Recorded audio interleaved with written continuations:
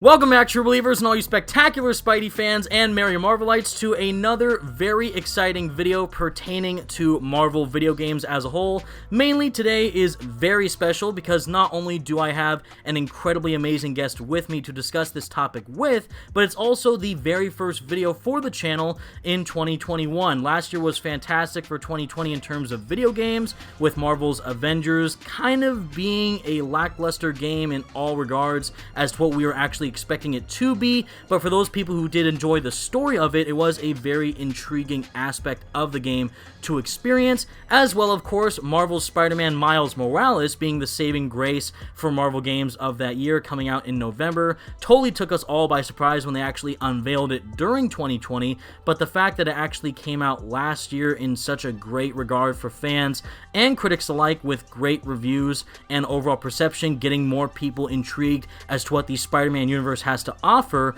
we are very excited to see where Insomniac is going to take Spider-Man next, with, of course, the inevitable sequel of Marvel's Spider-Man 2. But today, I do have the one, the only Slcmof joining me, discussing about what we believe is going to entail for the future of Marvel games as a whole. How you doing, Slcmof? I'm doing great, man. Thank you so much for having me on, Evan. It's always fun doing these videos together, and it's always great when you invite me on. I love to have you on my channel, so we kind of alternate every couple weeks or every month or so. So this video is on your channel, so I'm super excited to talk about Marvel video games and Spider-Man. And jumping right into it, I mean, if you don't mind me just taking the reins and giving you my thoughts on the future of Marvel games, I think that, as you mentioned, with the dichotomy between Marvel's Avengers and Spider-Man Miles Morales, I mean, Spider-Man Miles Morales was such a fantastic product. The single-player story was incredibly compelling, really personal, and overall, just, it was a fantastic game. And not only that, it evolved the gameplay in really remarkable ways that nobody was expecting. You know, we kind of all thought, myself included, that, oh, this is just going to be kind of a DLC game. And to the extent that the story wasn't as long as Spider-Man PS4, okay, that's kind of true. But in reality, they really, really built out their own world here. And I think they, not only that, you know, with the lore that they established with these characters, and additionally with evolving the gameplay with the whole Venom stuff, I mean, that was so good.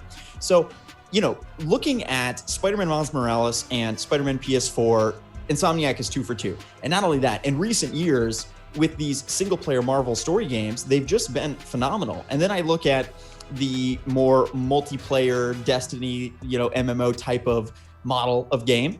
It looks like in recent years, Marvel is unfortunately 0 for 1.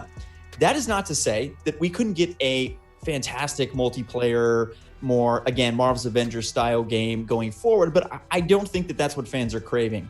You know, if I'm in charge of Marvel games, and there are fantastically capable people that are much better at this than I am, so I'm just a commentator talking out of my rear end, but in my personal view, I'm looking at what worked, what fans are eating up and enjoying, and I'm also looking at, okay, this game over here lost $67 million and maybe didn't have the greatest fan reception. Now, of course, going into this next year, I think they're going to make great strides in improving the game and making it more playable. So we've seen this with a lot of games. I mean, there are so many games in the past couple of years that come out and they're, you know, not great. It's not exactly what we wanted, but eventually they become really good. I mean, No Man's Sky is just one example of many, where when it came out, not so great, and then it got better as the years progressed. And I think that's certainly a possibility with Marvel's Avengers, as long as they can start making some money this year. Otherwise, they'll have to abandon it because they're so far in the red.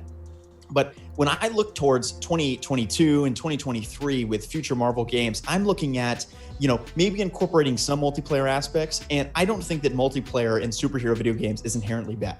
Going back to 2013 with Batman Arkham Origins, they actually did that quite well. But the key there is that it wasn't the main aspect of the game. It was still a single player, character-driven story experience, and then there were multiplayer components to it. Of course, with Marvel's Avengers, once you complete that main story, it's like, you know, the looting missions, and it's not particularly gripping, and the story wasn't really good enough to sustain it in the same way that Marvel's Avengers was, or Spider-Man Miles Morales. So I think looking towards to 2022 and 2023, I'm looking at giving Insomniac as much as they need to make more of these games in the Spider-Man, in the Insomniac Spider-Man universe. I'm looking at giving as many resources to really capable single-player AAA developer studios, which we can get into the leaked or potentially leaked Guardians of the Galaxy game that certainly looks like it's being made.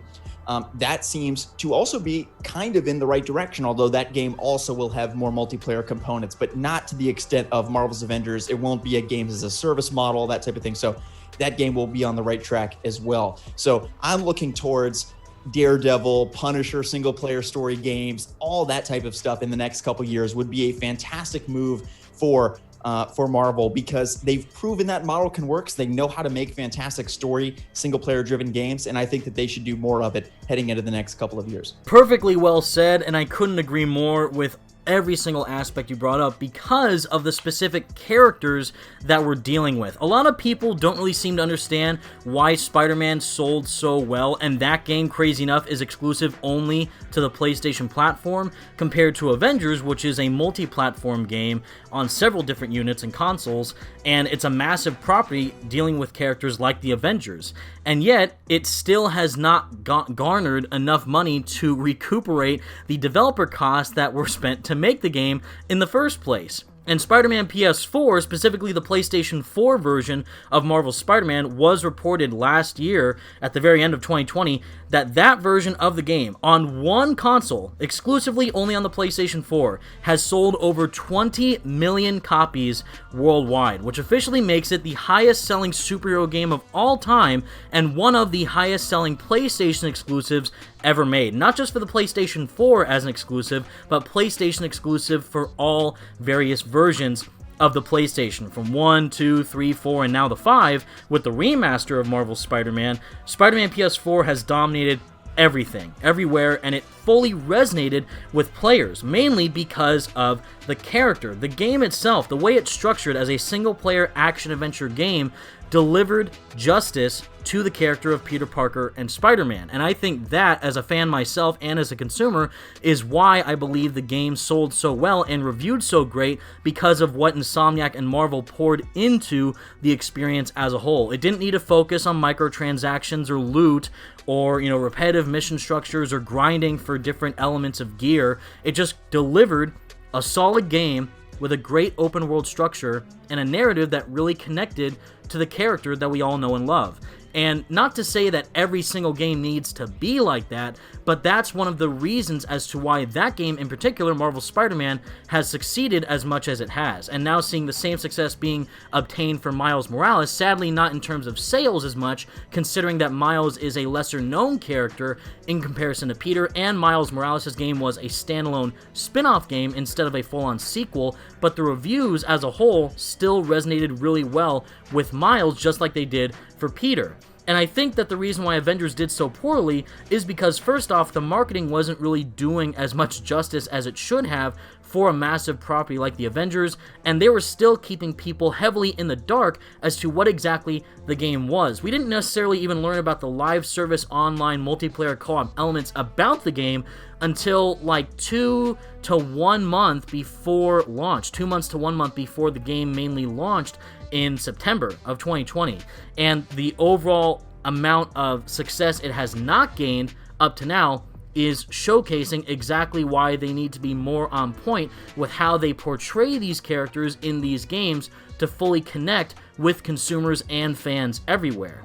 And they could have done a really great job with the live service elements, making it something like Destiny or Anthem, just with an Avengers twist, but they sadly didn't do enough to innovate with the formula that has been set forth in other previous games that have done that genre much, much better. And seeing where they can possibly take it next with the Square Enix Marvel Games partnership that we do know of, considering that, if you guys are unaware, it is confirmed previously that Marvel Games and Square Enix are in a multi-year, multi-game partnership with one another, and their first game was in fact Marvel's Avengers. The next game is actually leaked to be a full-on, possibly single-player and co-op combined open-world exploration game in a AAA format for the Guardians of the Galaxy. We did previously receive the Guardians of the Galaxy Telltale series, which didn't necessarily do too well in terms of overall reception or sales from fans and critics, but seeing if they were put into a AAA format like what they could be doing with Square Enix and Marvel Games in an open-world setting and not being live service, I definitely think that is a step in the right direction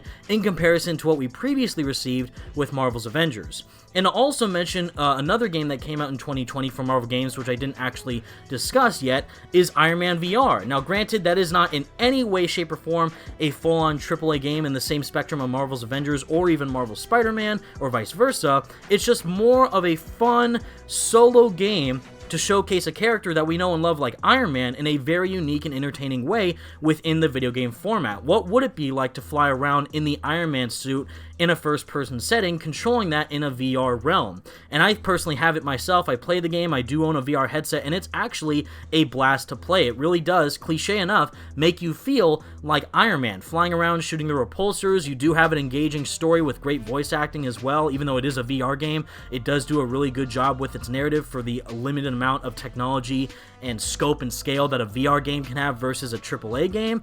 But if we do get more unique experiences like that in comparison to the more money-driven and kind of microtransaction-filled and business-fueled experiences that Square Enix tried to make Marvel's Avengers into, but instead we get something more to the heart of who the characters are and what makes them so special, like what Iron Man VR delivered and what Insomniac Spider-Man games have delivered, that I believe is what Marvel truly needs to focus on going forward. Even if it turns out that their next project is a fighting game, as long as they keep the characters of the game at the core central focus of the overall aspect of development, that is where I think fans will truly become appreciative as to what the developers turn out in the future. Whether that be a fighting game, VR game, you know, something more of the beat-em-up genre like what Ultimate Alliance was, the more, you know, over-the-head type of more cartoony aesthetic.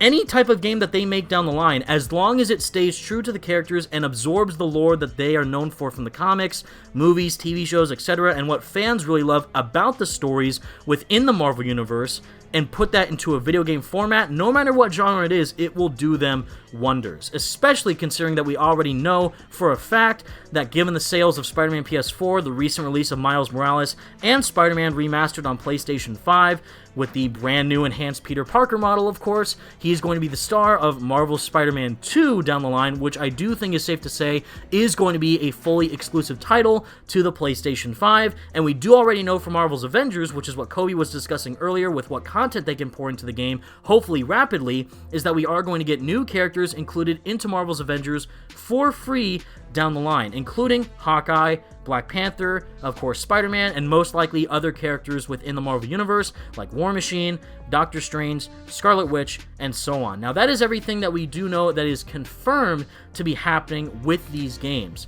But for you, Kobe, as a fan of both DC and Marvel, of course with the upcoming DC games coming out, with Gotham Knights focusing on the Bat family instead of Batman, and Suicide Squad Kill the Justice League focusing on the Suicide Squad as the main protagonist instead of the antagonist, and they're going in a really unique direction for DC games, kind of taking things a bit differently and focusing on these characters that haven't always gotten the spotlight like Batman or Spider-Man. So for you, Kobe, as a fan of Marvel, is there any particular character or characters that you would like to see be incorporated into a AAA title from Marvel games in the near future? Well, I just wanted to say before I answer that question, you make a great point about VR and the Iron Man experience. The main reason VR games aren't taking off is because there's not really a whole lot of content. I mean, let's look again at the Iron Man VR game. I haven't played it, but you said it was a couple hours. I am familiar with Batman Arkham VR. That is a 1 hour story with very minimal gameplay, and there's no gameplay, there's no combat, excuse me, very minimal gameplay.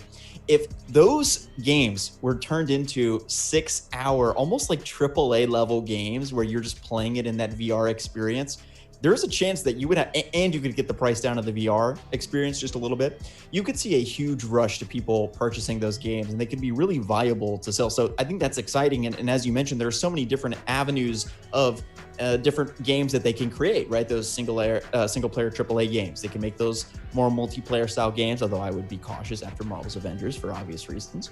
And additionally, getting into fighting games and VR games, there's so much potential. As for which characters I would like to see, as you mentioned, I think that there are a couple that really come to mind. I like that you mentioned Scarlet Witch. Actually, I think that that character has a lot of potential, perhaps in a team setting. I don't know that she would necessarily carry her own game, but she could be a part of the game with several other characters, perhaps.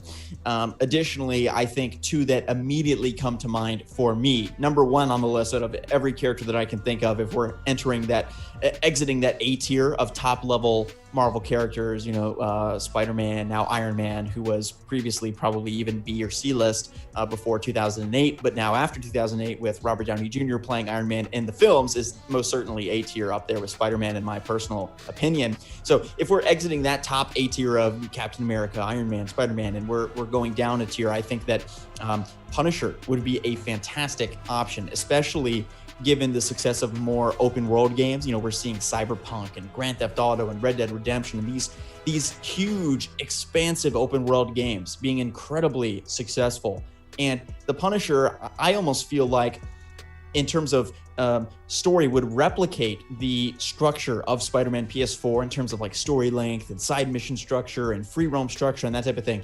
But in many ways, Punisher is like the anti-Spider-Man, because he's running around killing people, and the game probably takes place at night more than the daytime. And there's so many different avenues that you could explore there with the Punisher using guns instead of Spider-Man, who's non-lethal. So I would really be an advocate for Punisher, if I'm being honest with you. I think Daredevil would also be a great candidate of someone to pursue. Additionally, I could see an Arkham style or Insomniac Spider-Man PS4 style Captain America game. That would be great to see. We're re-entering back into the A tier, I think, but Captain America has never really gotten a game like that where he is the sole focus, and it's really about, imagine, you open the game up, you're in the 1940s, just like in the first film and in some of the OG comics. I mean, that would be a blast to be time traveling with Cap and playing through a 6-hour campaign story, or now the campaigns are getting more like 10 hours for most of these games, which I think is good.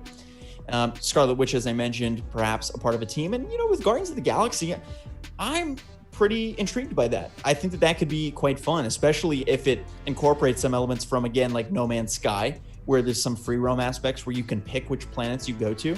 And we're getting some options of planets that we recognize from the Marvel comics and that type of thing. I mean, that could be really fun. It is not necessarily something that jumps out to me as like number one, what I really want, again, compared to Punisher or expanding more into the Spider-Man universe, or maybe even Daredevil. I'm not sure that it ranks above that for me, but I'm intrigued. And as we've discussed all along, there are so many different avenues that you can take here into the VR games, the fighting games, the single player, more multiplayer games, and you can even do a Gotham City imposter style like FPS game with some Marvel characters. I mean, that could be fun too. I mean, there's so much to do, or an Overwatch style hero player game where you have 16 to 24 different Marvel heroes with unique and special abilities. I mean, imagine Overwatch, but every character is a Marvel hero. I mean, sign me up. I would play that in a heartbeat, and that would just be so fun. So there are so many things they need to be doing it. And if I have any advice to Marvel, is that, just start making some of these games and start seeing what stick. Like, they're going to learn so much in the next 5 years. They're going to learn, like, okay, games as a service, yeah, maybe not. I think we've learned our lesson with Marvel's Avengers that's not necessarily a direction we want to go down. But then if you get into a multiplayer, more MMO, even more of like a Skyrim type direction, now that might get some success. And so I think I'm very excited to see Guardians of the Galaxy and some other games. But I'm curious to know, what games would you like to see coming from Marvel in the next 5 years if you could pick? So what's crazy about my personal picks is that I don't necessarily know if they would obviously be a legitimate choice, considering how we do know that Marvel's Avengers is going to expand on the Marvel universe of characters with their roster down the line. There's already been a whole leak list of which characters are going to be included in the roster, which are confirmed at this point. They're not like fake rumor. They are confirmed. These characters, I won't spoil it for you guys listening, but there are a lot of characters that kind of debunk the possibility of, well, I would like to have this particular character have a solo standalone spin-off game, considering how they're already going to have a role as an additional character in Marvel's Avengers. But still, in a dream possibility of any character that I would love to see have their own standalone AAA game, which I do guarantee you, if Marvel Games gave any of these characters the Spider-Man treatment, what we call it, like the full-on action-adventure, single-player, story-driven, AAA experience that crushed sales and crushed reviews from Insomniac and PlayStation and Marvel with Spider-Man PS4 and Miles Morales and incorporate into these characters I'm going to list, I think they would have gold in their hands. It would be a dream come true, and I think that this is very, very intriguing for me as a fan to see where they could take these characters and their stories. So, firstly is Daredevil, of course, because Matt Murdock as a character is one of my all-time favorite characters in the Marvel Universe. Lawyer by day, vigilante by night. How can that incorporate into an incredibly impactful storyline? And seeing the core truths that Matt Murdock has to face with battling his inner demons and also the criminals of the New York underbelly in Hell's Kitchen, but also try and go about justice in a normal way through the legal system. And incorporating that storyline into a AAA format with Arkham-style combat, possibly an open world, which, by the way, we were supposed to get some type of a Daredevil game that was based off the original Ben Affleck movie way back in 2003 for the PlayStation 1 or 2, but we were supposed to get a standalone Daredevil game way back when, and it never happened, sadly. But imagine that now for next gen with the Series X and PlayStation 5 capabilities, the amount of graphic quality they can do for making a different type of New York feeling more rustic and grounded, and how Daredevil fights in comparison to Spider-Man, who obviously uses gadgets and webs and who's more graceful, but Daredevil's a bit more grounded and a bit more dark and gritty. He's much more brutal when he fights. He's much more trained and honed in different martial arts formats compared to Spider-Man, and seeing how that could incorporate to his character would be great. Of course, everyone wants a Black Panther game, but the reason why I don't bring him up as much is because he's going to be obviously in Marvel's Avengers. He's going to get his own region of Wakanda. His combat style is going to be very interesting compared to the other heroes in the game. I could see that also being a standalone solo game just for Black Panther in a AAA setting. Maybe explore Wakanda or some aspects of New York City as well, and fight bad guys in a very interesting type of gameplay format, similar to Arkham or Spider-Man, of course. But then that'd be very fun. Exactly. It would be very fun. However, it would start to feel possibly a bit more of the same, but again, T'Challa, King of Wakanda, and seeing how, and of course he has to deal with the other people of Wakanda to protect and care about. So how does all that responsibility weighing down on T'Challa affect him on a personal level, as well as being the Black Panther? The last two are actually pretty questionable in terms of how exactly Marvel could pull these off as full-on AAA standalone titles. First off is Fantastic Four. There's never been ever a good AAA Fantastic Four game. I needed one since yesterday. I love the Fantastic Four. Reed Richards is one of my all-time favorite Fantastic Four / Marvel characters of all time. And of course, there's Human Torch and The Thing and Sue Storm, but I really, really relate to Reed Richards as a character. Now, I have no clue exactly what type of genre or type of game they could make for the Fantastic Four. It could be in the same structure of Avengers, where it's a more linear-based game, not live service, but just level-based, and you focus on upgrading the characters as you progress through the story, like Shattered Dimensions from Marvel. In that type of spectrum for the Fantastic Four would be incredible. I would love to see a really compelling Fantastic Four story in a gaming format, considering how we're already going to be receiving a Fantastic Four movie directed by John Watts, interesting choice, who directed the previous Spider-Man movies in the MCU. So we'll see how that goes on the movie front, but for a game, I do think that controlling all these different power sets of these characters in a video game format would be incredibly fun. And the last pick that I actually have for me is pretty shocking. I don't think anyone has actually thought of this, but I think it would be perfect, is Jessica Jones. Private eye investigator with also the power of super strength. Would be incredible. Think of LA Noire, but in the Marvel Universe. What if you're the same thing for Jessica Jones, just being a private eye, but investigating things within the Marvel Universe and telling a very interesting story with her connections to these villains? And it wouldn't have to be free roam, but more of like a thriller / interesting type of action adventure like Alan Wake or Control. That the game studio who made those games, Remedy, were actually in talks previously with Marvel Games, and the rumor is they might be making a Doctor Strange game, and I think that would be perfect if they would play Alan Wake mixed with Control, mix all those gameplay elements together, make it a level-based AAA single-player story-driven game with a character like Doctor Strange and or possibly Jessica Jones. Either one of those two characters I think would be a fantastic choice. And I definitely think Marvel has a lot of opportunities here, considering that they've now seen the success that single-player AAA action-adventure games like the Spider-Man games from Insomniac have garnered, and the lackluster reception that Marvel's Avengers has received, considering its type of genre being live service, grinding for gear, looter shooter. There's two different genres that these games represent, and there's clearly one type of genre that always works. Like you said in one of your previous videos, I remember, Slcmof, was the Arkham formula. Always works. The Spider-Man Arkham formula, single-player action-adventure.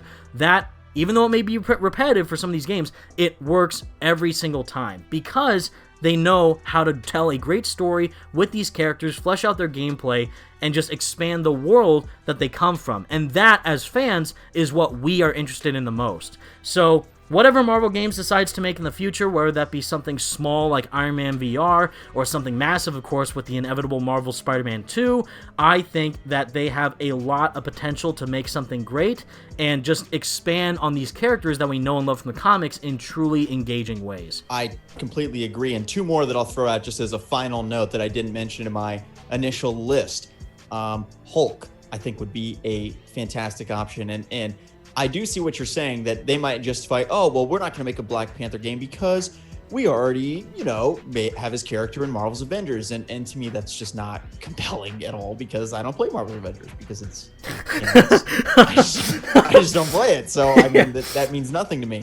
So I would love to see a standalone Hulk game. I think that would be a lot of fun. And additionally, I mean, with Marvel's Avengers, yes, it is true that every character plays differently, but I think the level of customization and like level ups and gameplay customization, as I said, with each character that you get in a solo game, it doesn't even compare. You know what I mean? So the last one that I'll list and mention is Wolverine. I think that would be a really fun one for them to do, and especially in lieu of like Logan, and just technology is so much better now with how they do mocap. For the character moments are just so much better. The stories are so much better because of mocap, and these voice actors who have historically been voice actors are now just full-blown movie actors and basically just in mocap suits, and they're approaching this like they're doing scenes for a movie, like some 8-hour movie.